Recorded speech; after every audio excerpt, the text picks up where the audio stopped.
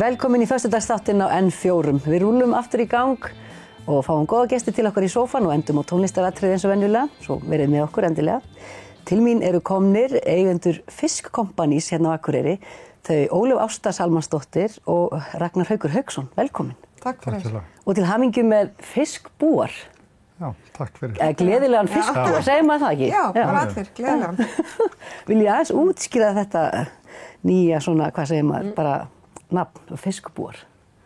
Fiskbúar í raun og veru bara, þetta eru sem sagt fisksalar sem tóku sig saman og ákveða að stofna þetta, fiskbúar, keyra þetta áfram í febrúar og til þess að reyna að auka fiskneyslu Íslendinga. Sem bara finnur góða. Já, bara frábært. En þá kemur stóra spurningin, af hverju heitir þetta ekki fiskbrúar? Já, það er góð spurning. Það er kannski einhver annar sem þarf að svara því, sko. Það var... Þú ert saklaus. Ég er saklaus að því allavega. Þetta er eins og segja, þetta er Kristján fiskikóngurinn. Hann hafði samband við okkur og spurði hvort við vildum vera með í þessu. Já. Og sjálfsögðu vorum við klár. Já.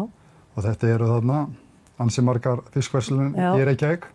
Og svo þið eina landsbyggðarfiskbúðin. Eina út á landi, já. Já. Og í hverju felst þetta þá? Í rauninni fyrir ykkur til dæmis? Í sjálfu sér bara sama við erum að gera. Þetta erum við að markaðsetja okkur meira og auglýsa allir.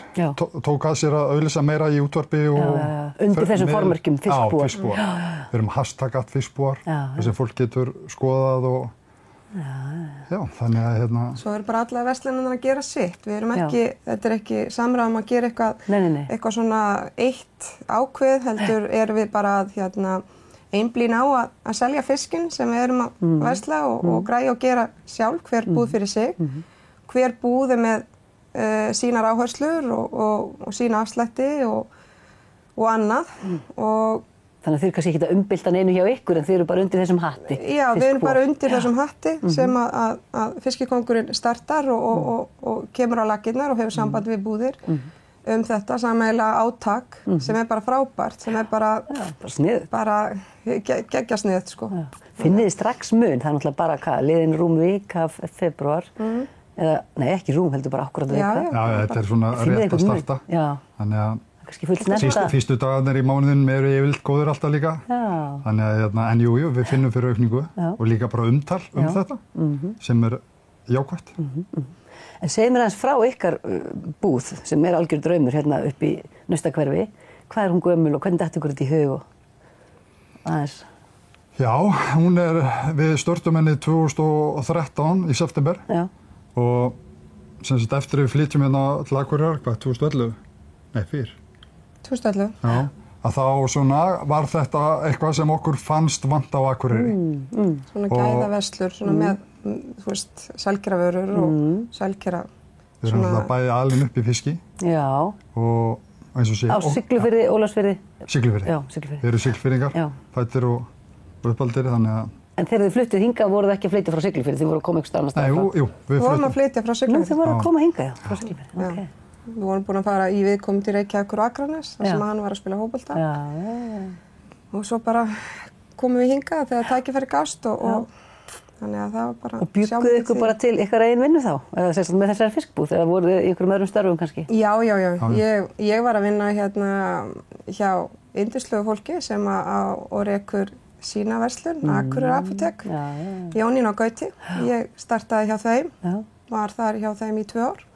Og meðan að við vorum svo að... Undirbúa þetta? Já, undirbúa þetta og svo leiðist, þannig að hann keyrði á milli til að byrja með. Við var nú Siglufirði í fiskverkum þar í rúmt ár eftir að við fluttum. Þannig að fiskur er ekki eitthvað nýnæmi fyrir ykkur, því bara eru eiginlega svona alin upp í þessum bransa. Já. Þannig að þetta voru kannski svona heimatök fyrir ykkur. Hefði ykkur annar ætlað að fara að reyna þetta, þá hefði kannski ekki gengið svona vel, eða hvað? Nei, við hefðum bara trúaði það sem við værum að fara að gera og töldum okkur hafa þá reynslu og þekkingu sem þarf að reka svona fiskbúð. Þannig að... Við erum ágætis kombo, við erum rosalega ólík, en vinnum vel saman. Eruð þið með verkaskiptingu í fiskbúðinni? Já. Hún er alveg Og hvernig hún? Og ef hann stígur á mína þá læt ég hann heyra og ef ég fyrir á hann þá fá ég að heyra það. Já, þetta öðru segja held ég, þetta myndi ekki ganga. Nei. Hún bara fronturinn. Já. Ég svona meira með vinnsluna og innkaup á fiski og annað. Heildsöluna. Heildsöluna, þannig að þar bara skýra línur. Það bara flott. Já, þetta náttúrulega eins og fiskbúðin náttúrulega heildsala líka. Við erum að þjónusta veitingastaði og mötuneyti og skóla. Og hvernig svona venjulegu vinnudagur hjá ykkur? Hvernig lítur hann út? Þurfið að vakna alveg bara í dagrenningu til að ná í ferskan fisk, eða hvernig virkar þetta? Nei, þetta sem sagt, fiskmarkaðurinn fer alltaf fram, byrjar klukkan 1 á daginn. Já. Og stendur til 3, 4 eftir hvað mikið á markaðinum. Og sá fiskur svo bara keyrður til okkar af Eimskip, sem svo komið til okkar 6 á morgnana. Og þá ég svona yfirleitt að starta og Ólöfin yfirleitt komið með mér eða kemur fljótlega eftir það. Já. Svo opnar búðin bara 11 og lopið til 6. Hálf 7. Og þá dagurinn loksins búinn. Já. En við erum svo sem kannski, það mismunandi. Stundum kemur hún seinna og klárar daginn og bara eftir hvað þarf, sko. Já.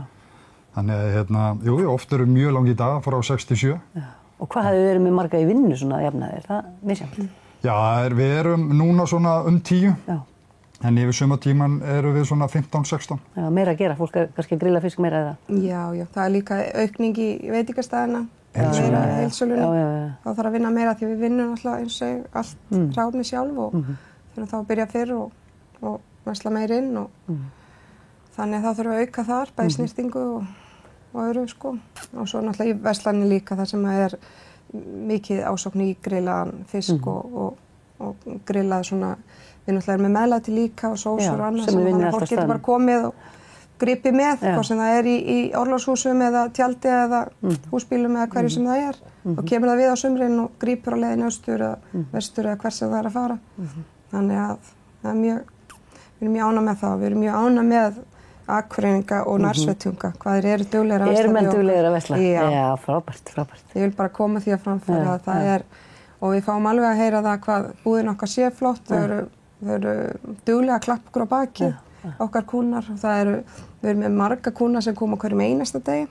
Já, bara borða fisk í öll mál? Já, og það bara, og svo bara, sumir bara, hálf skamma sín, þú veist, að vera að koma hverjum deil bara, þú veist, eitthvað svona, já, ég er komin aftur, en mér finnst það æði, það gleði mitt litla hjarta. En kannski eru fleiri sem kannast við vandamálið ef þeir eiga börn, ekki fiskur, er þið eitthvað að börnum? Já. Hvernig þeirra svona afstæða til fiskjar? Við erum með 3 börn. Já. Elsti drengurinn okkar vinnur reyndar í fiski og vinnur hjá fiskikonginum í Reykjavík, þannig að hann elskar fisk og mikið inn í fiskinum, en 2 hinn, María og Ragnar Óli, þau eru heima og þau eru ekki eins mikið ekki eins mikið núna. Þau voru það, en ég held að ég hef aðeins eðilegt það. Þú ekki ómikinn fisk. Ég held það, en jú, þau borða alveg fiskinn ef hann og vita hvað hann nauðsynlegur. Já, hann náttúrulega nauðsynlegur. En hvað svona uppáhaldsfiskurinn þinn, til dæmis, Ragnar? Ætlar að láta mig gera upp á milli barnanna? Já, þú verður að gera upp á milli Já, saltfiskurinn, hann alltaf góður. Saltfiskur, ok. Matreitur á einhvern sérstakann hátt þá eða?